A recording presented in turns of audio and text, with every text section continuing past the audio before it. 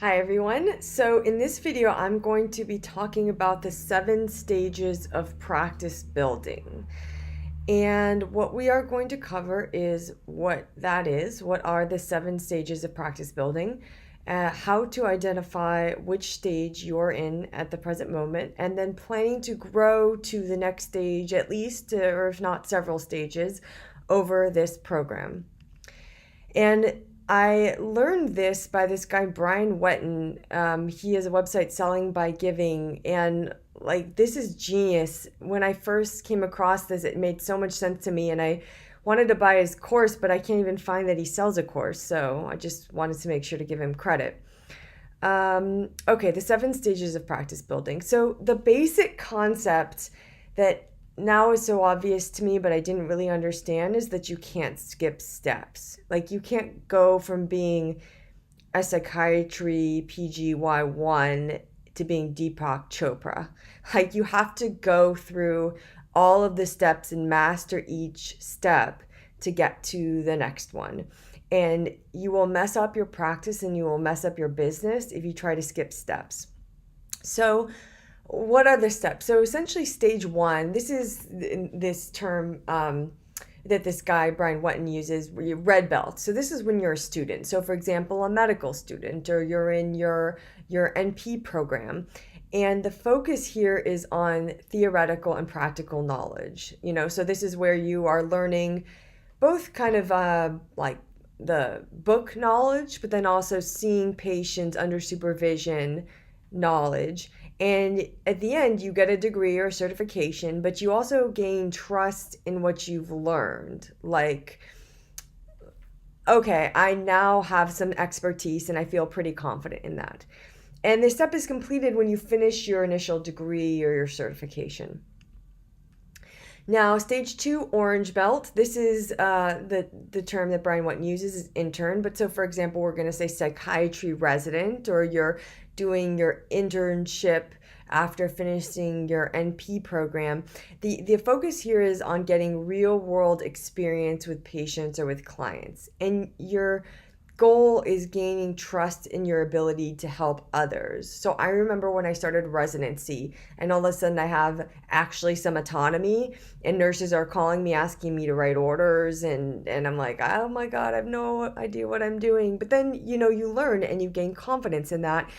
And, you are at the point that you're doing, say, outpatient, you're working with regular, repeat, individual patients, clients, so you can evaluate their progress over time and you feel good, like, oh yeah, when I prescribe this, it helps, or when I do this psychotherapy technique, it helps, and I feel pretty confident I can help someone. And this step is completed once you've finished your internship or residency. But I put and/or starting charging patients, because if you're, say, PG toward the end of PGY4 and you're seeing patients in a practice, then you've graduated this step. Where you start charging patients, and I don't mean a moonlighting job, I mean where you are billing them, that's when you graduate this step. So stage three, this is yellow belt, apprentice. And some of you watching are going to be at this step. This is the very, very beginning of private practice, where you maybe don't have any patients yet, or you have like one. And your primary focus is learning how to enroll, how to get in the door your first paying clients or patients. And remember, I've said this so many times, nothing is more important than getting a patient in the door. And the core goal of this stage is to develop trust in your ability to get paid for your services. You've already developed trust in your ability to help others, right? You learned that in your training. But it's a whole different thing when someone's giving you $1 and you're helping them, right? I mean, there's that extra pressure, and there's kind of nerve-wracking. And so this step is completed when you've done 3 months of repeat appointment sessions with at least 5 paying clients. Okay, and a common mistake at this stage is focusing on the wrong things. It's too early for you to be spending a bunch of money on a fancy website or incorporation or consulting with lawyers or getting a fancy office. I mean, you need some office maybe, or you're doing telepsych, which is what I do at this point. But the common mistake at this point is basically doing anything other than getting a patient in the door, because it's kind of anxiety provoking, right? Like, get that patient in the door, bill them, have the money in your account. That's how you graduate this step. And you can do all the fancy website ads and all that stuff later, okay? Now, stage 4, green belt. This is practitioner, and some of you are going to be at this stage where you have regular patients or clients, but you still have a side gig, right? Moonlighting, because you're not making enough just from your practice to sustain yourself. So the point of this stage is to build your practice to the point where you are profiting and with making enough money to live off of, where money is not immediate stress, and that you can quit your moonlighting jobs. And I'm going to teach you the basic systems here in this program, but inevitably it will require some trial and error too on your part, right? Because depending on what geographical area you're in, or what the market is like, or what patient expectations are like in your area, you might have to make some adjustments. And you've completed this step when your practice is making enough money for you to cover your basic expenses. Now, in the Brian Wetton example, he says $3,000 a month for three months in a row. I mean, I'd say maybe $5,000 a month. And the core goal of this stage is to develop trust in your ability to support your basic financial needs with your practice's income. So that it goes from being like a hobby to being like, no, this is my job, and it's stable enough that I can think of it as a job. Now, the common mistake that people make at this stage is focusing too early on efficiency rather than learning. This is not the stage for you to be optimizing like crazy your business systems. You don't know enough what works. So for example, this is not the time to be super strict in how you screen out patients, and to have everyone go straight through a form to an appointment, because you need to be having those conversations on the phone so that you're learning, so that you're feeling people out, and you're reading kind of what the patients are like on the phone call, so you're understanding what the market is looking for, essentially. What are the terms patients are using, what's the language they speak, and then you use this, for example, when you're writing your ads or you're writing your website. So at this point, you can't skip through some inefficiencies. You just have to learn and iterate, try something, and then adjust what works, remove what doesn't, add more of what does.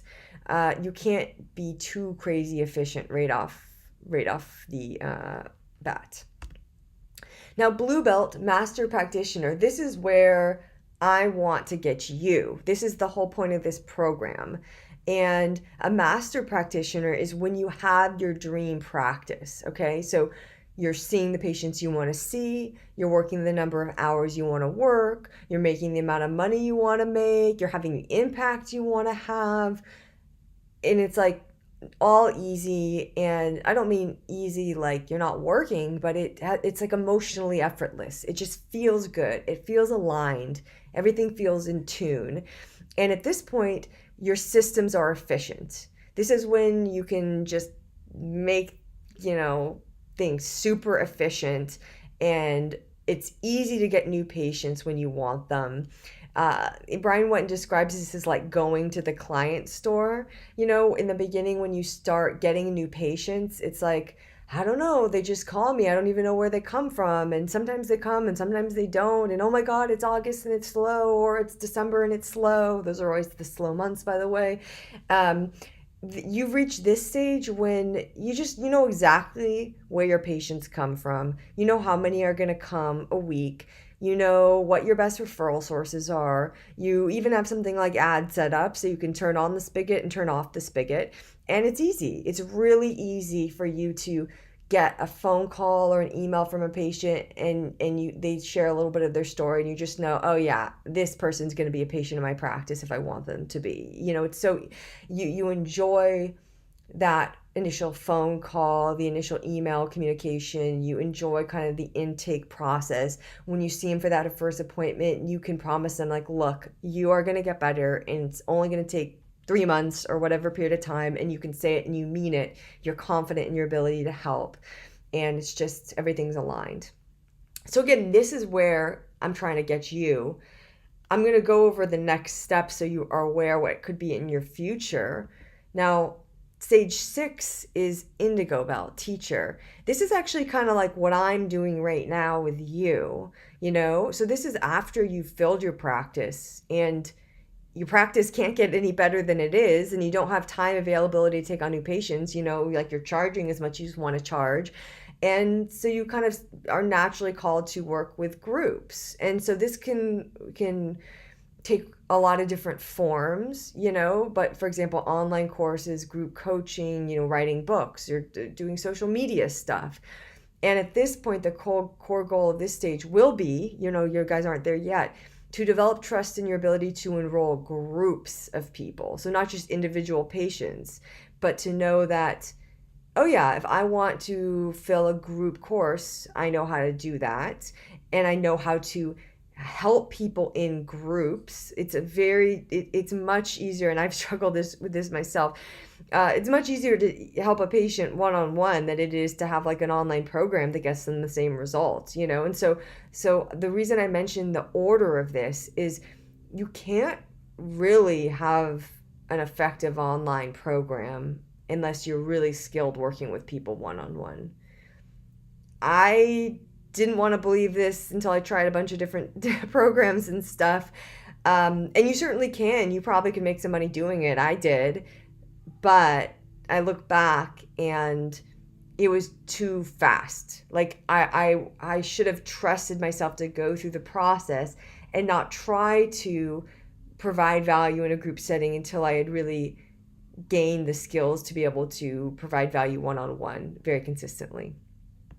Now, stage 7, purple belt leader, you may or may not to arrive here, but this is like, Deepak Chopra, Daniel Amen, Mark Hyman, all these healthcare doctor influencers who have organizations and they're more in the leadership role of these organizations, and they may see patients, but they're really leading a movement. And I know at least some of you watching this is your goal. And if not, that's totally fine too. Maybe you want to just stop at master practitioner. That's kind of what we're trying to achieve here. But this is where you could go at some point if you wanted to.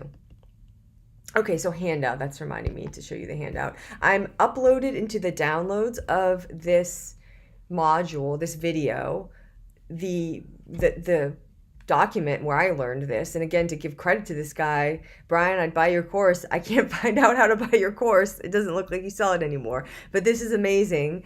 So I recommend you read through it. That's where I learned everything that I just taught you. So that is the end. I will see you in the next video.